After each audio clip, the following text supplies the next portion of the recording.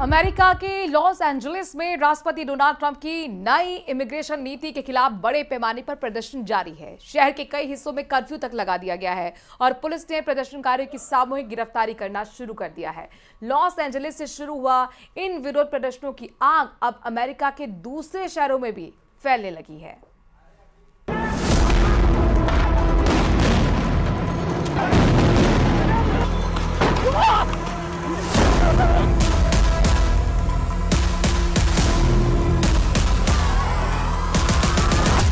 दंगे की आग में जल रहा है लॉस एंजलिस।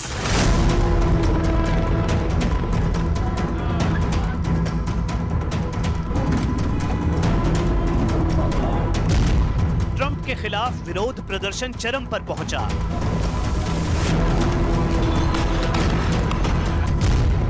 हालात काबू में करने के लिए लगाया गया कर्फ्यू। अमेरिका के लॉस एंजलिस में राष्ट्रपति डोनाल्ड ट्रंप की नई इमिग्रेशन पॉलिसी और इमिग्रेशन एंड कस्टम एनफोर्समेंट की कार्रवाइयों के खिलाफ भड़के प्रदर्शन अब बेकाबू होते जा रहे हैं।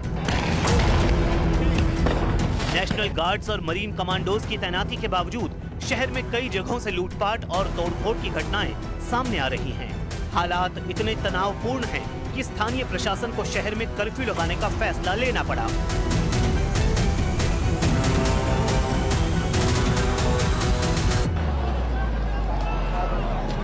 I wanted to let the city know that I have declared a local emergency and issued a curfew for downtown Los Angeles to stop the vandalism, to stop the looting.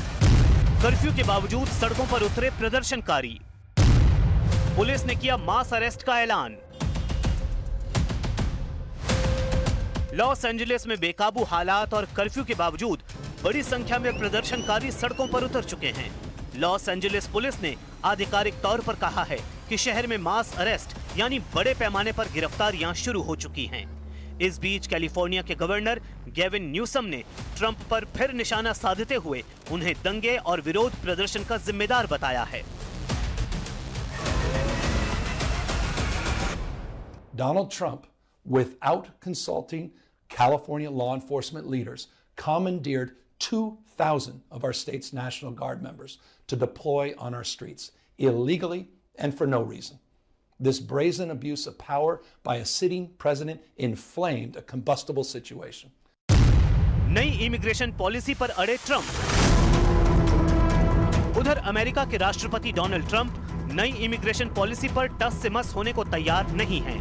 Trump ने प्रदर्शनों और गिरफ्तारियों पर कड़ा रुख अपना लिया है। Trump के मुताबिक वो अवैध प्रवासियों पर कार्रवाई जारी रखेंगे, चाहे इसके लिए उन्हें कुछ भी करना पड़े। There's something wrong with these people.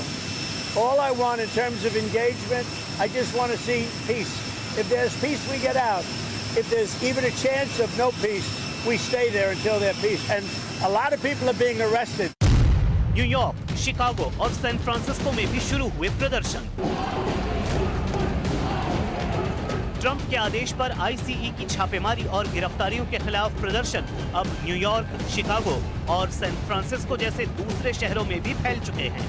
California प्रशासन पहले ही ट्रंप के नेशनल गार्ड्स और मरीन्स की तैनाती को अवैध बताते हुए इसके खिलाफ मुकदमा दायर कर चुका है। इसकी सुनवाई गुरुवार को होगी।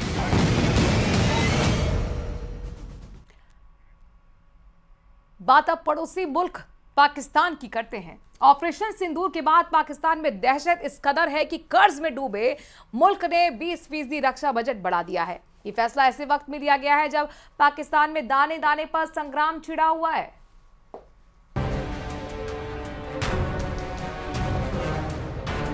ये बायोडेटा है उस पाकिस्तान का जो ऑपरेशन सिंदूर के बाद इस कदर दहशत में आ गया है कि उसे सूझ नहीं रहा कि दहशतगर्दी से लड़े या गरीबी से। लेकिन इस उलझन का हल पाकिस्तान ने कुछ यूं निकाला है कि रक्षा बजट में 20% का इजाफा कर दिया गया है। यानी पाकिस्तान सरकार ने वही चुना जिसका आम हितों से कोई लेना देना नहीं। जरा गौर कीजिएगा, पाकिस्तान का कुल बजट है 17.53 लाख करोड़ रुपए और इनमें से 2.55 लाख करोड़ सिर्फ फौज पर खर्च होते हैं। मतलब गरीबी हटाओ नहीं, हथियार बढ़ाओ। जहां एक तरफ आम पाकिस्तानी को 110 रुपए किलो आटा, 275 रुपए किलो चावल और 34 रुपए यूनिट बिजली मिलती है। वहीं दूसरी तरफ फौज को चाहिए J-35 stealth fighter, HQ-19 missile defence system, KJ-500 radar. गरीब देश लेकिन फिफ्थ जनरेशन ड्रीम। जीडीपी का 2.2% सिर्फ सेना को, और वो भी तब जब इसमें पेंशन शामिल ही नहीं होती। पाकिस्तान की सेना को पाकिस्तान की जनता की बिल्कुल कोई परवाह नहीं है। जहां पाकिस्तान की जनता दिन प्रतिदिन भूखमरी से जूझ रही है, खाने के लाले पड़े हुए हैं, वहीं पाकिस्तान की सेना और पाकिस्तान की एस्टैब्लिशमेंट अपने पैसे बनाने में लगी हुई है। उन्हें कोई लेना देना नहीं है कि जनता किस माहौल से गुजर रही है, किस भूखमरी से गुजर रही है। पाकिस्तान अब तक IMF से 23 बार कर्ज ले चुका है। 2024 में कुल विदेशी कर्ज 131 अरब डॉलर था, जिसमें सबसे बड़ा हिस्सा चीन का है, यानी 29 अरब डॉलर। यानी पाकिस्तान की आत्मनिर्भरता अब मेड इन चाइना है। वर्ल्ड बैंक, ADB, IMF, सऊदी अरब, जिसने चाहा उसने लोन दे मारा। लेकिन ये लोन पाकिस्तान की जनता के लिए नहीं, फौज के स्वार्थ के लिए जाता है। J-35 डील में पाकिस्तान ने तो चीन के सामने किस्तों की भीख तक मांग डाली। पाकिस्तान दुनिया का इकलौता देश जो भूखे पेट पर फाइटर जेट उड़ा रहा है। पाकिस्तान में सेना सिर्फ सुरक्षा नहीं करती, संपत्ति भी बनाती है। आर्मी चीफ आसिम मुनीर के पास 216 करोड़ की संपत्ति है। बाजवा साहब ने तो 1290 करोड़ जोड़ लिए। ये एक बहुत बड़ी हिंदुस्तान की डिप्लोमेटिक जीत है, और जो हमने एक्स्ट्राडिशन ट्रीटी अमेरिका के साथ साइन की थी, ये दिखाता है कि अब वो फल देना शुरू कर दिया है। ये एक बहुत बड़ा मास्टरमाइंड था जो अमेरिका के लॉस एंजलिस जेल में था, और 2019 में हिंदुस्तान ने इसके एक्स्ट्राडिशन की डिमांड की थी, और ये केस वहां के सुप्रीम कोर्ट में चला। अल्टीमेटली हमें इसमें सफलता मिली। पाकिस्तानी फौज ने वेलफेयर के नाम पर हर साल करोड़ों डकाट लिए। Army welfare, housing, military, farms, defence housing authority, सब कुछ है। बस जनता की फिक्र नहीं। जिन्हें देश की रक्षा करनी थी, वो अब देश के संसाधनों के रक्षक से भक्षक बन चुके हैं। उसके तुरंत बाद कराची के अंदर हाफिज सईद के लश्कर तैयबा के पूरे जितने लोग थे, उन्होंने सरेआम एक अपनी सेना जो कि हार चुकी थी उसकी बड़ाई करने के लिए एक फंक्शन किया। पाकिस्तान की अर्थव्यवस्था एक स्क्रिप्टेड ड्रामा बन गई है। आतंकवाद एक्सपोर्ट करो, फिर लड़ाई का बहाना बनाओ, और फौज के लिए बजट बढ़ाओ। FATF से निकलो, फिर कर्ज लो, फिर हथियार लो। एक बहुत बड़ा झटका है पाकिस्तान के, एक बहुत बड़ा झटका उन सभी टेररिस्टों को जो मदद करते हैं वो कंट्री, उनके लिए कि आने वाले दिनों में ट्रंप सरकार पूरी तरीके से हिंदुस्तान के साथ खड़ी है, और किसी भी टेररिस्ट ऑर्गेनाइजेशन या किसी भी टेररिस्ट के एक्स्ट्राडिशन में वो किसी भी तरीके की बाधा नहीं बनेगी। तो एक सबक है, एक तरीके का लेसन पूरे विश्व को दिया है अमेरिका ने, और साथ में दिखाया कि हिंदुस्तान और अमेरिका के जो रिलेशन है वो कितने स्ट्रांग है।